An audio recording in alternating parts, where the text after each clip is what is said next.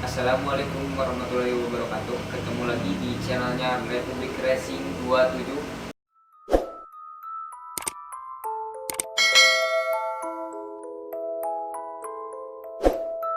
Kita akan membahas tentang kejadian-kejadian mistis di Gunung Kawi.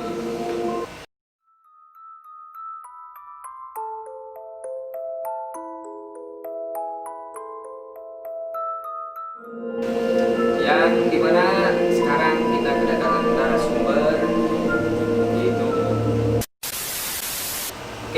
ini dia narasumber kita yang akan menceritakan tentang kejadian mistis di Gunung Kawi ketika mengikuti IELC 2020. Bagaimana kejadian pas kemarin IELC 2020?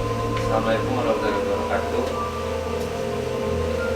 Saya akan menceritakan kejadian-kejadian aneh yang terjadi pada saat event IRC di Jawa Timur.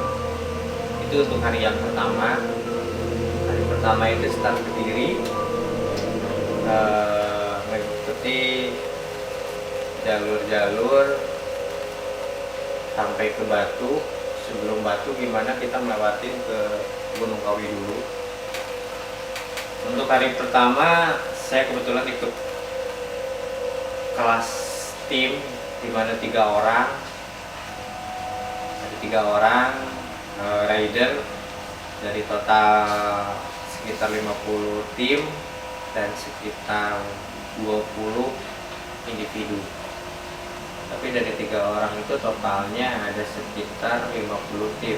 Berarti 50 tim itu 50 dikali 3 aja, kurang lebih 150 rider. Kita start dari Kediri menuju Batu, Malang. Itu diperkirakan start itu saya ke bagian urutan 21. Sebenarnya sih startnya kita ada urutannya di tengah-tengah antara start pertama sampai start terakhir. Kebetulan tim saya ada urutan di 21. Dimana saya start dari urutan 21, masuk jalur semua, karena kita sistemnya kan nggak ada tanda, tidak ada rambu-rambu, itu semua pakai GPS gitu kan. Semua rider atau semua pembalap kita pakai GPS gitu kan. Dari hari pertama itu kita ada sekitar 3 region dibagi antara Kediri sampai Batu. Itu ada 3 region. Region pertama itu di daerah apalah saya nggak ngerti juga karena saya bukan orang Jawa Timur, saya orang Jawa Barat. Di situ kita region pertama, tim saya masih utuh, ada saya, ada teman saya, sama satu lagi saya masih utuh. Nah, untuk region pertama itu tempat istirahat, kita istirahat dulu, isi bensin, cek kendaraan, servis, makan, persediaan minum, sama saya kebetulan ikut dulu ngisi charger buat GPS, terus sama handphone. Nah, dari zona pertama, region zona pertama tuh hujan udah mulai turun. Itu dari mulai start sampai region pertama kurang lebih sekitar 50 km. 50 kilo. Nah, 50 km dari start sampai region pertama. Dari situ udah mulai turun hujan, tapi hujannya nggak besar, masih gerimis, ricik-ricik gitu. Dari situ kita putuskan untuk terus masuk jalur lagi di zona berikutnya, karena ini event bukan adventure, tapi ini event balapan, tapi bukan enduro juga, tapi ini eventnya emang kita mengejar waktu mana yang tercepat di sana dan mana titik GPS-nya terakurat. Dari region pertama saya berangkat lagi, dimana saya masih utuh dengan 3 orang saya, satu tim itu. Saya jalan masuk lagi jalur, masuk lagi perkebunan, masuk lagi sungai, hutan.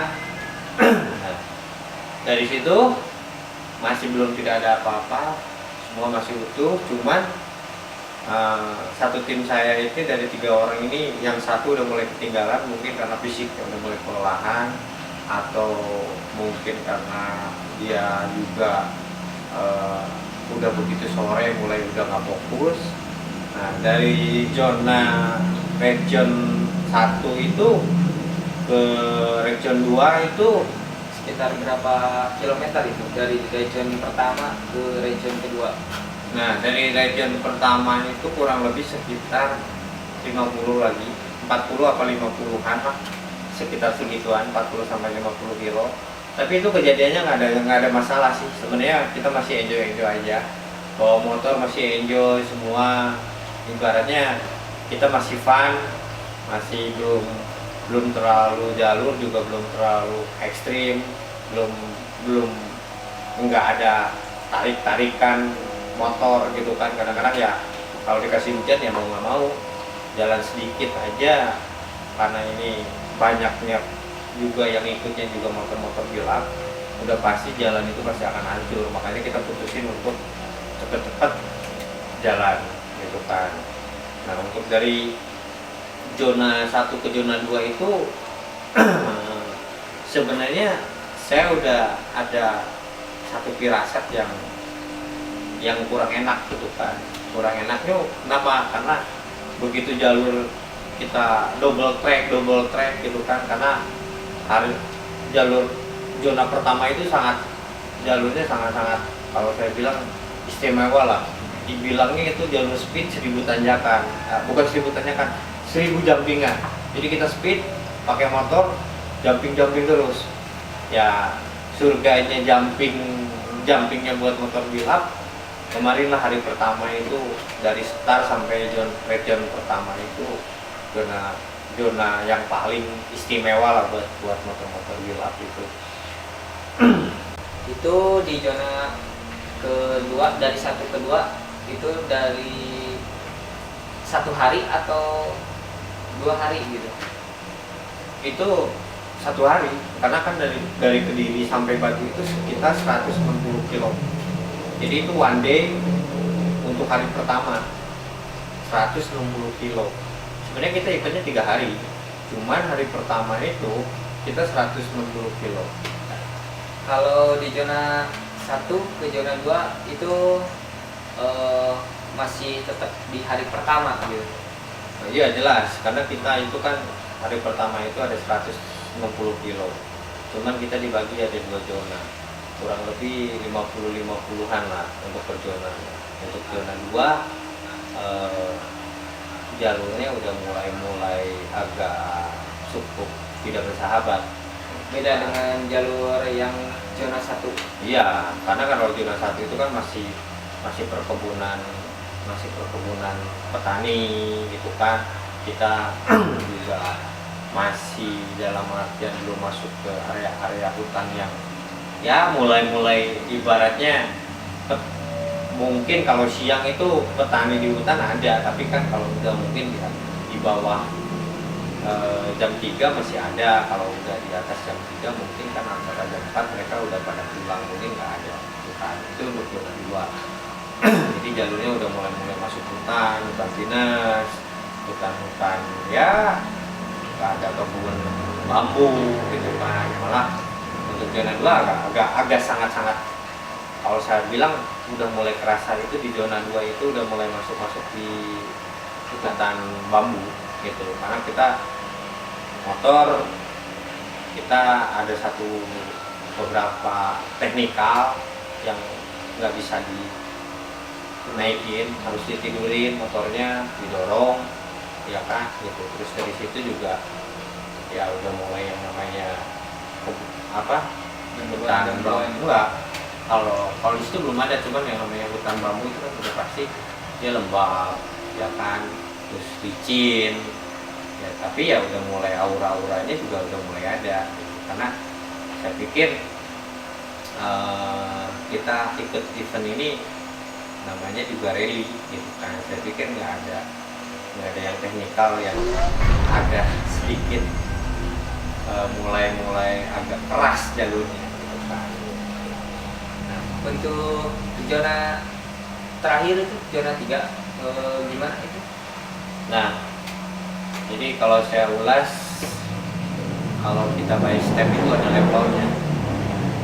Hari pertama 160 kilo, dari 160 kilo itu dibagi ada 3 kan. Untuk zona yang pertama itu jalurnya enjoy. Saya bilang itu jalur yang ya speednya ada, teknikalnya ada, jumpingannya juga ada. Untuk yang zona keduanya itu, nah itu udah mulai jalurnya agak-agak sedikit single track, curam, sungai, ya kan gitu. Tapi ya kita dari situ masih bisa keluar perkampungan nih, gitu kan, masih bisa keluar perkampungan. Gitu. Tapi udah mulai masuk hutan, gitu kan. Makanya tadi saya bilang kan, ini udah mulai agak sedikit satu hal di sini udah mulai ada feeling, wah ini gimana caranya nih, kondisinya udah mulai turun hujan, kita harus cepat-cepat finish. Untuk zona 3, nah, saya jalan keluar dulu isi bensin, saya cek motor juga, tim saya juga masih utuh, masih ada 3 orang termasuk saya sendiri. Kita mulai masuk ke zona 3. Zona 3 di sana saya udah mulai feeling nggak enak karena di sana udah mulai waktu sekitar jam 3 atau jam setengah 4 sore. Karena saya pikir dilihat di GPS masih ada sisa sekitar 60 kiloan. Bayangin 60 kilo loh. 60 kilo dengan kondisi hujan tambah besar. Kalau kita berhenti juga kita nggak akan finish, ya kan? Kalau kita paksain juga ini akan nyampe apa enggak? Dari situ apakah dilanjut atau balik lagi? Nah akhirnya sebelum masuk zona 3, bukan sebelum masuk, habis red zone kita isi bensin, kita siapin perbekalan juga, termasuk minum, makanan, dan cek motor lah, cek motor juga yang ringan-ringan aja. Nah ini kita putusin, karena kalau kita nggak putusin masuk jalur, kita kena penalti, gitu kan. Gitu. Ibaratnya kita melipir itu pasti kena waktu penalti. Jadi kita paksain, saya putusin, karena saya di sana itu sebagai leader, saya putusin masuk. Begitu saya masuk, ibaratnya feeling saya udah gak enak karena saya baca tulisan selamat datang di pegunungan Gunung Kawi. Nah, dari situ saya udah mulai gak enak hati. Nah, Itu di hari pertama, masih di hari masih pertama. tetap hari pertama, karena kan hari pertama itu kan ibarat 160 kilo, gitu kan. 160 kilo, bayangin 160 kilo. Kita riding dari Kediri sampai Batu, Malang itu 160 kilo. Tapi di mana kita di sana berpacu tetap sama waktu, sama jalur juga nggak dikasih tanda apa-apa. Nah balik lagi saya masuk lagi ke yang tadi, karena ada tulisan di sana selamat datang di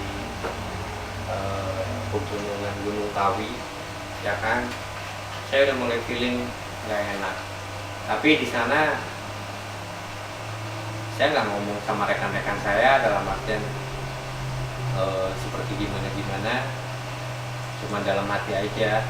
Ya saya buat setiap jalan, setiap ngegas, saya berdoa terus aja.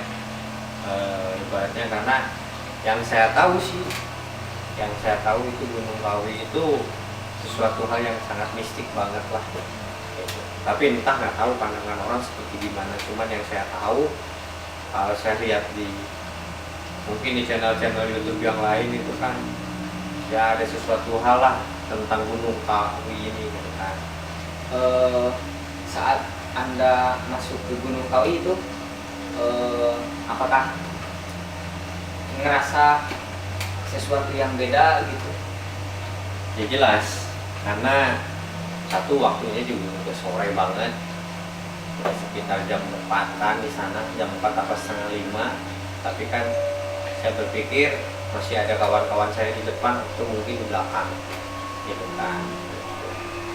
Nah, tapi selama saya masuk Gunung Kawi itu saya nggak ketemu rider yang lain, mau itu dari belakang yang nyalip atau yang di depan yang kesalip sama kita.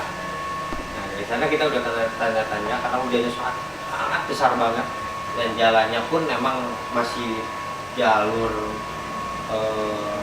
double track tapi bebatuan, banyaknya gravel ya kan. Dari situ kita terus masuk, udah mulai hutan, akhirnya saya putusin masuk jalur terus. Begitu saya masuk jalur yang agak sedikit aneh itu, kalau nggak salah itu ada pertigaan karena kita harus ngikutin alur GPS kan, meskipun kita ada perempatan pertigaan tetap kita harus ikutin alur GPS ini. Akhirnya kita ambil putusan masuk jalur lagi ke kiri. Dari situ udah saya mulai merinding karena bener-bener ibaratnya saya start ke 21 tapi kok kenapa sih yang di belakang juga belum ada, yang di depan juga nggak kesusul gitu kan. Nah dari situ saya masih jalan telusuri. Di sana saya masih belum ngeh, oh di sana kok aneh, di dalam hutan ada satu bangunan tapi kayak kamar-kamar, ada 2 kamar atau 3 kamar, tapi itu bangunnya udah hancur-hancur. Maksudnya sempat berhenti di enggak, saya jalan aja, tapi saya liatin kok dalam hutan gini kenapa sih ada bangunan. Mungkin kalau di Jawa Barat itu kan di dalam hutan itu nggak mungkin ada bangunan, cuman ada semacam kayak saung lah yang dibikin dari bambu atau misalkan dari kayu. Kalau ini nggak ada bangunan, kayak bukan ruko apa ya namanya, kayak kamar-kamar gitu tapi ada yang 3. Dari situ saya mulai janggal, kok kenapa ada bangunan tapi ini bangunnya udah nggak terurus, dalam artian udah hancur. Tapi begitu saya ngelewat saya udah mulai merinding gitu kan, saya udah mulai merinding. Akhirnya saya lihat ke belakang, tim saya juga masih ada 3 orang, terus saya juga masih terus sambil baca-baca, saya jalan. Nah dari situ saya masih belum ngeh. Akhirnya beberapa meter dari situ saya kejebak di lumpur. Itu kalau nggak salah sampai 1 meter lumpurnya ya kan, karena mungkin yang pada di depan itu karena hujannya sangat besar banget, kegerus-gerus, akhirnya kan di jalurnya juga jadi hancur banget. Nah dari situ kan akhirnya saya keluar dari lumpur, ditarik. Kita masih bingung bertiga ini, kita putusin jalan atau balik kanan. Dari Anda terjebak itu ke finish itu sekitar berapa kilometer lagi? Oh itu masih jauh karena zona C itu kalau nggak salah itu saya masuk itu baru berapa kilo lah, dari total 60 kilo itu masih baru mungkin ada sekitar baru masuk sekitar 5 kiloan lah. Maksudnya 5 kilo itu dari mulai titik kita masuk ke hutan itu, dari mulai perkampungan masuk ke area bibir pegunungan langsung masuk naik ke atas itu kalau kurang lebih masih sekitar 3 atau 4 kiloan. Nah dari situ kan tadi saya ibaratnya kejebak di lumpur.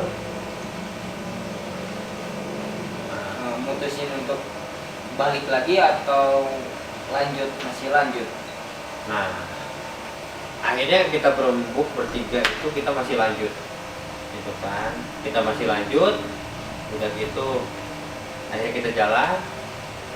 Nah di depan kita ketemu sama rider yang di depan, mungkin sih nggak tahu seperti gimana ya, tapi kita nanya ibaratnya, Mas jalur ke atas gimana Mas, aman nggak dilalui dengan kondisi hujan yang sangat besar ini, karena kabut itu udah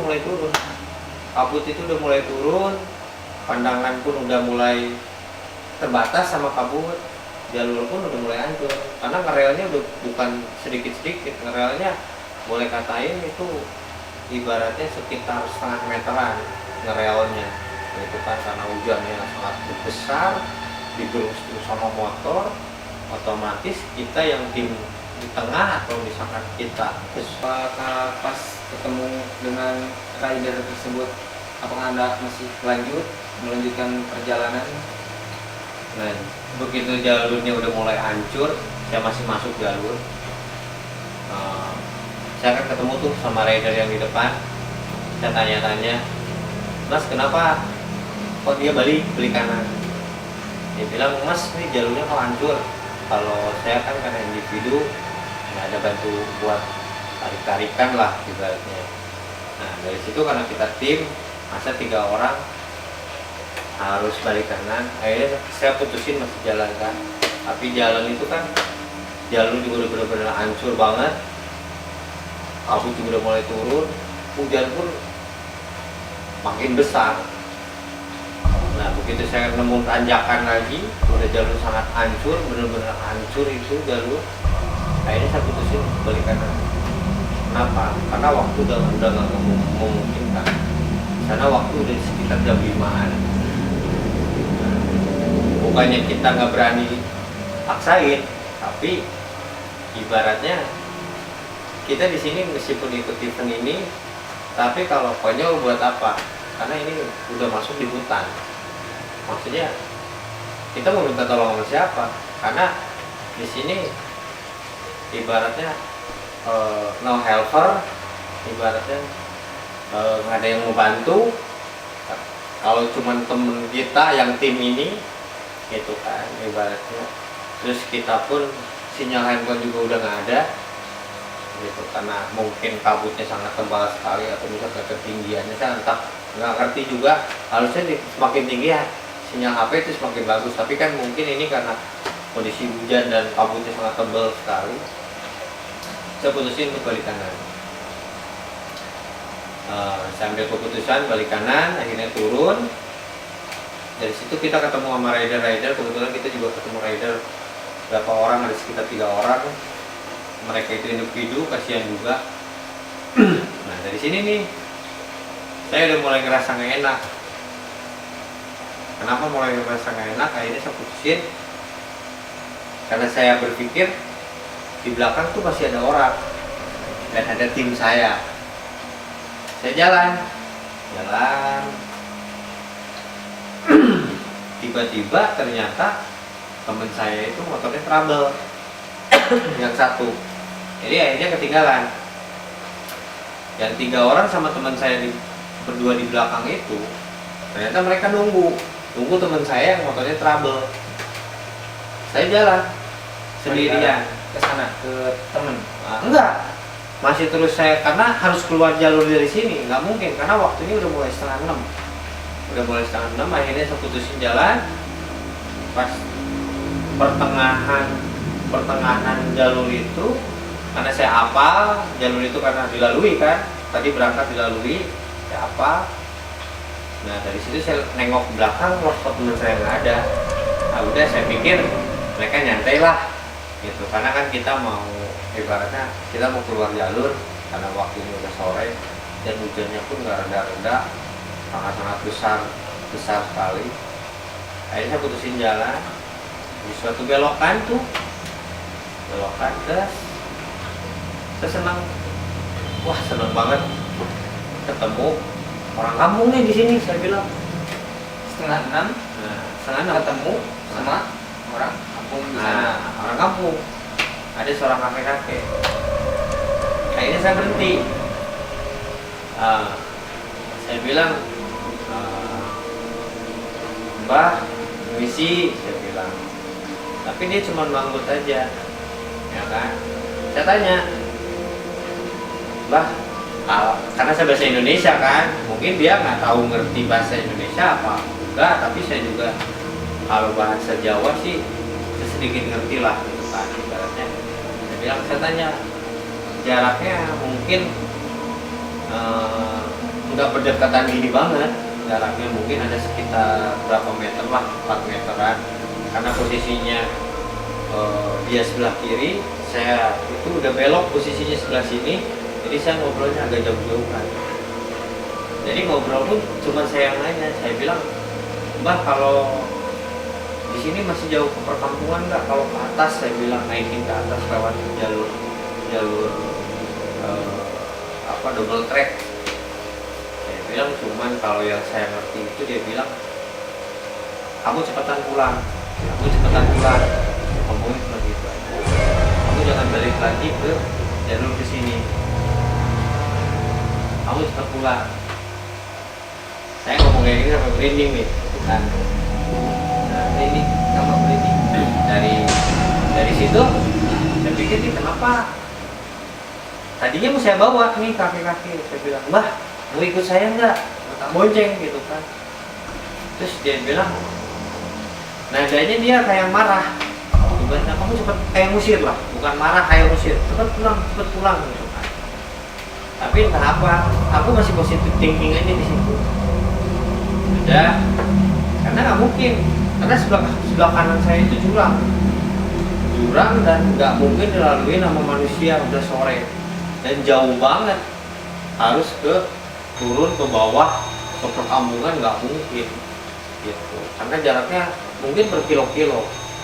Nah dari situ saya putusin jalan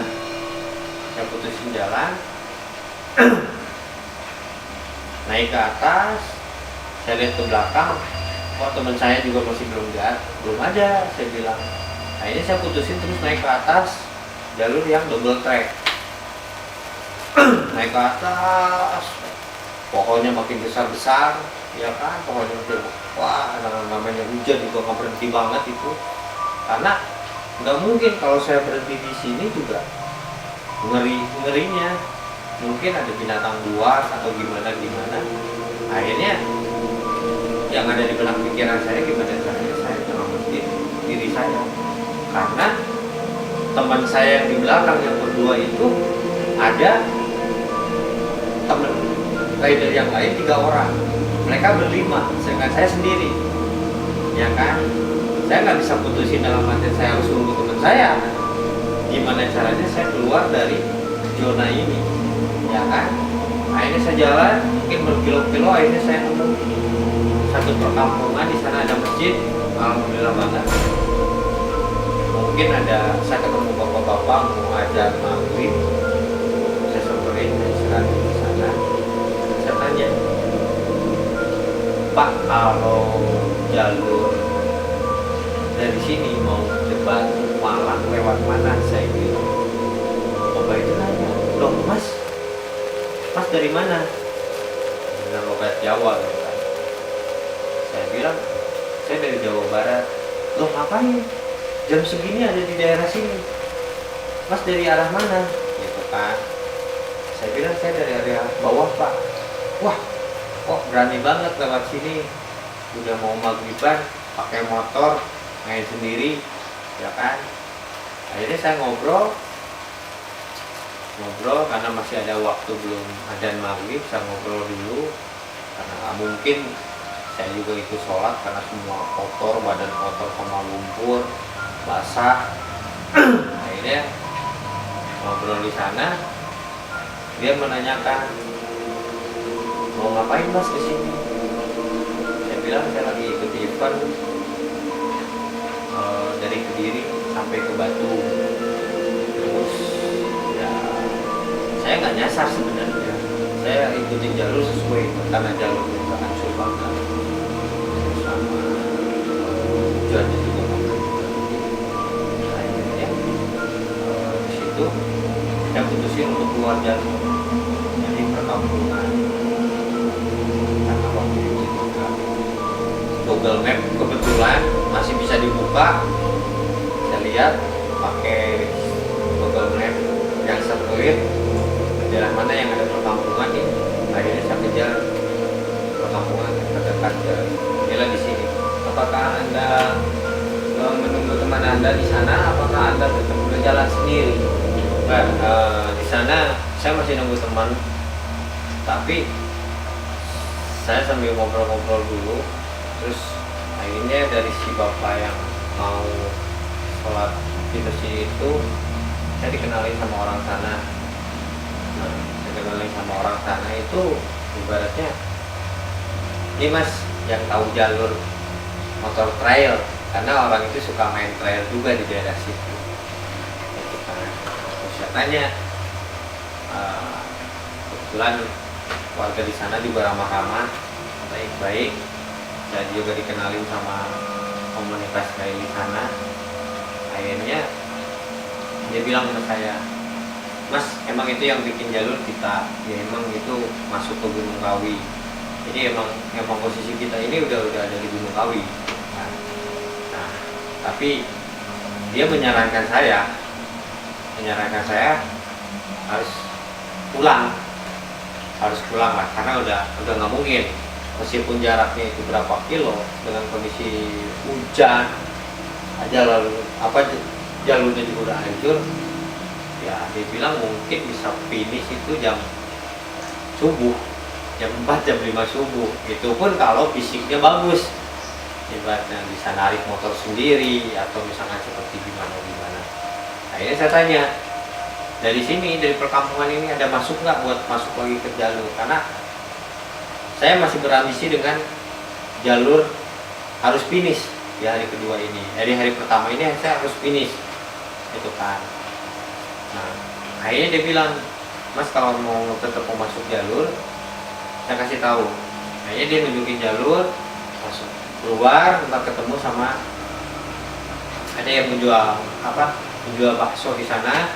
Nah, suruh nanya di sana. Akhirnya saya putusin karena waktu juga udah sore, bukan udah sore menjelang pergantian lah antara sore ke malam itu. Dari situ saya ketemu yang ditunjuk sama tukang bakso itu. Nah, dari situ kan emang keluar masuk jalan raya sedikit, paling juga sekitar 500 meteran, 500 meter itu jalan ke kiri. Nah, di sana ada tukang bakso. Dari situ saya ngobrol lagi sama tukang bakso.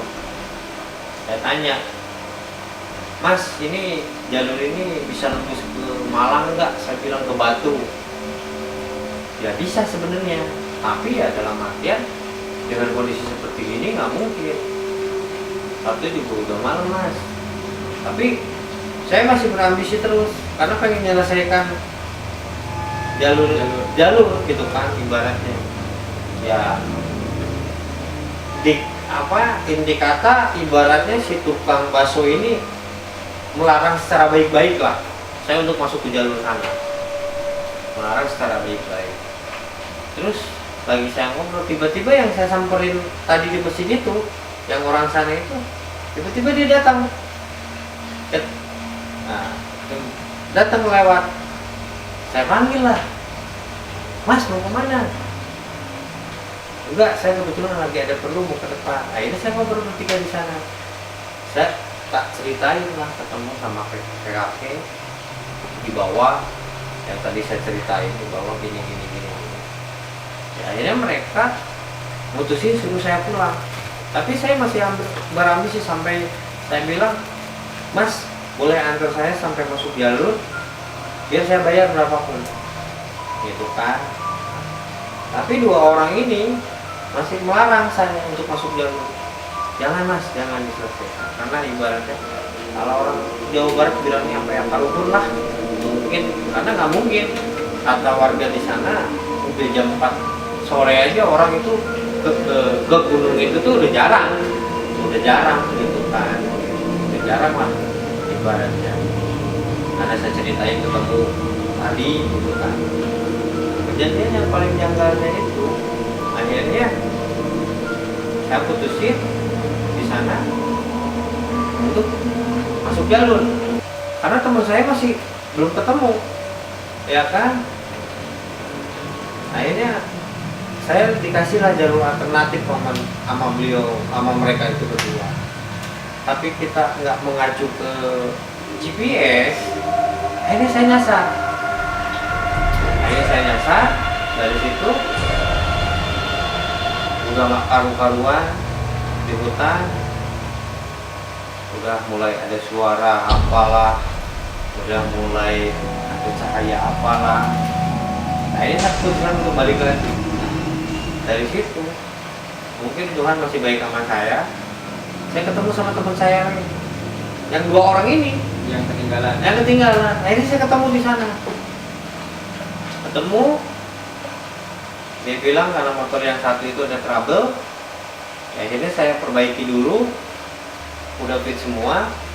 Saya bilang, mau gimana ini, kita pulang ke hotel atau tetap lanjut. Nah, dari situ akhirnya kita coba jalur yang dikasih sama warga di sana. Balik lagi kita ke jalur yang tadi awal, yang tadi kejebak saya lumpur dan hancur itu, ke arahnya arah situ. Tiba-tiba persekian meter, saya di depannya di Builder, itu tiba-tiba tanah ambruk sama pohon tumbang itu belum ada orang yang ngelaluin, cuman kita aja. Itu kalau misalkan ya itulah, mungkin si kalaupun di sana sama warga di sana saya ngelarang balik lagi untuk masuk ke sana, itu mungkin takutnya ada sesuatu hal yang nggak diinginkan. Tapi ya alhamdulillah Allah masih melindungi saya sama teman saya. Begitu saya lagi jalan, tiba-tiba tanah ambruk dan pohon ambruk.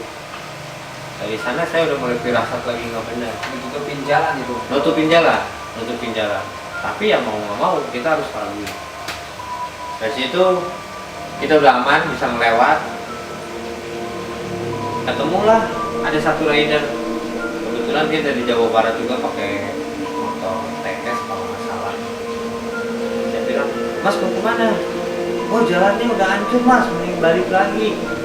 Saya bilang, oh saya dikasih tahu jalan sama warga di sini. Saya bilang, saya harus ada jalan alternatif nih katanya.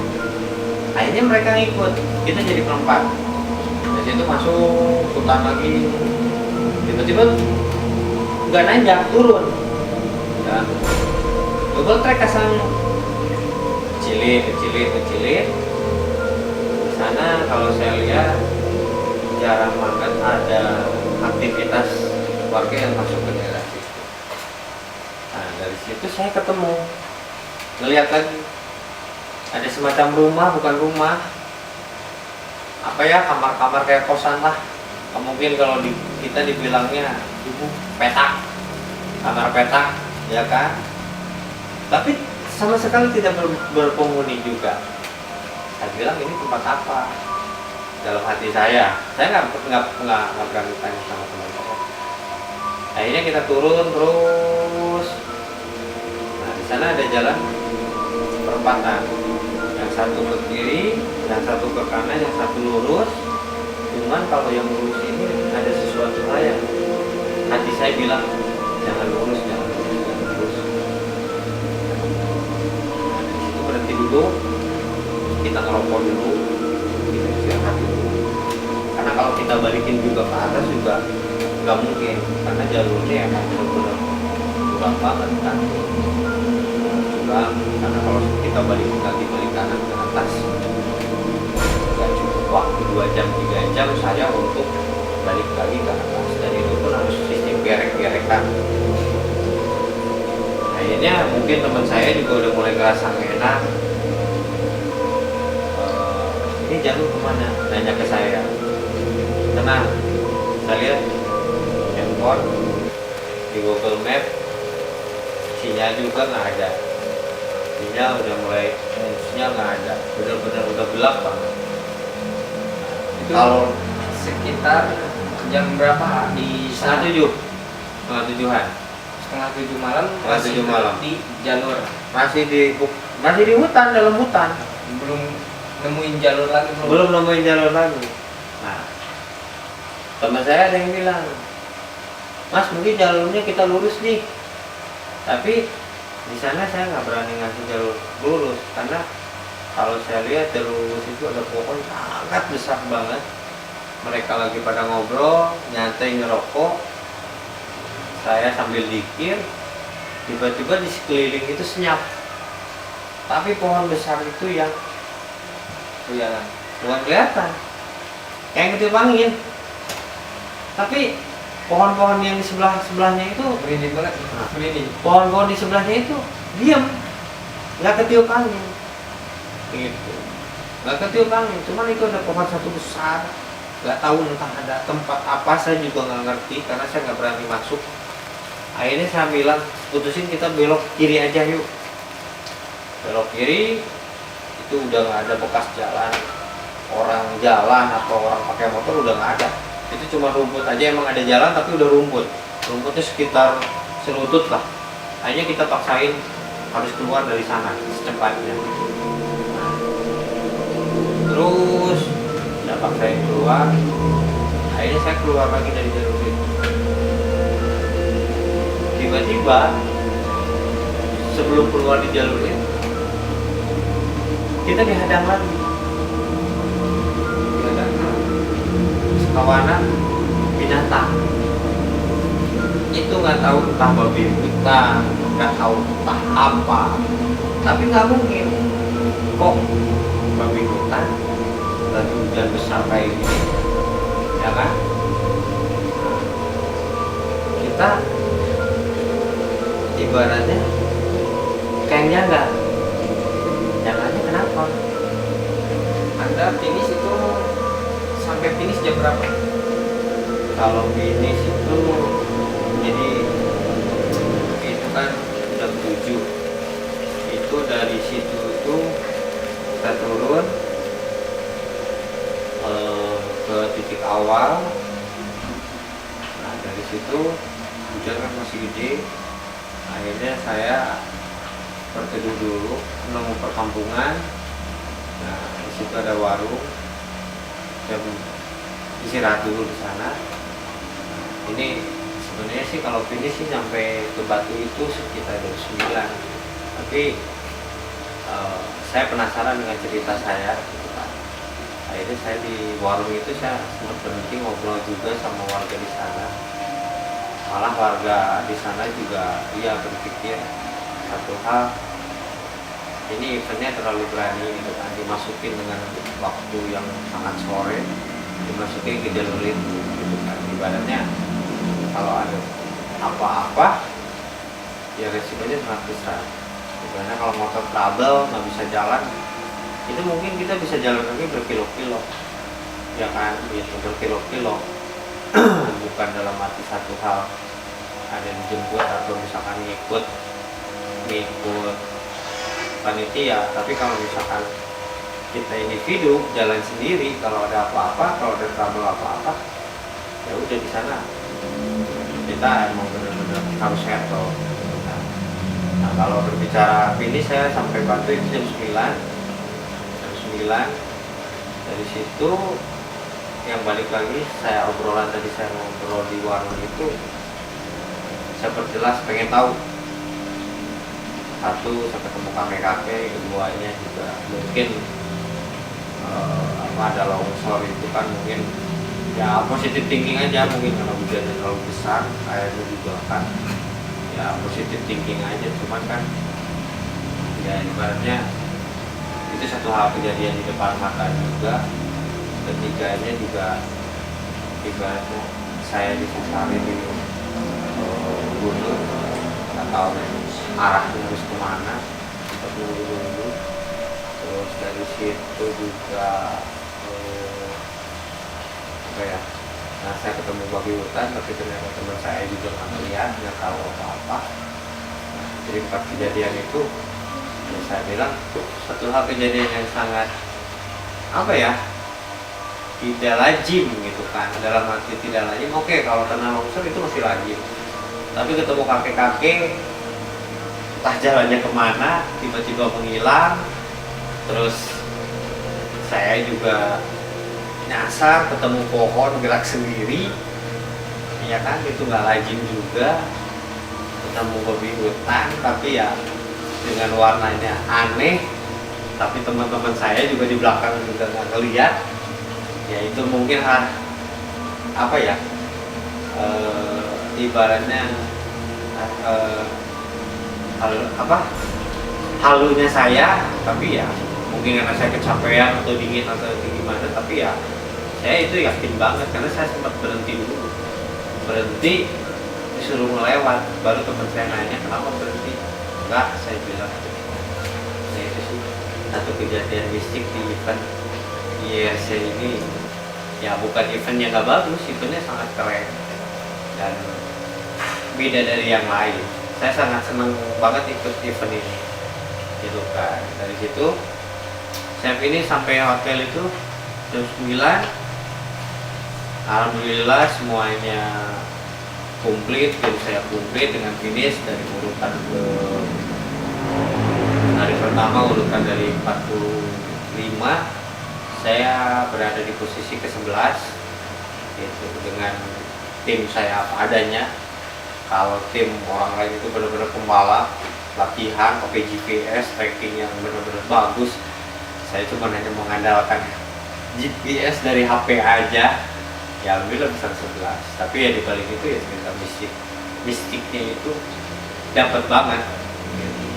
Ibaratnya sesuatu hal yang sakral lah kalau Gunung Kawi itu gitu kan.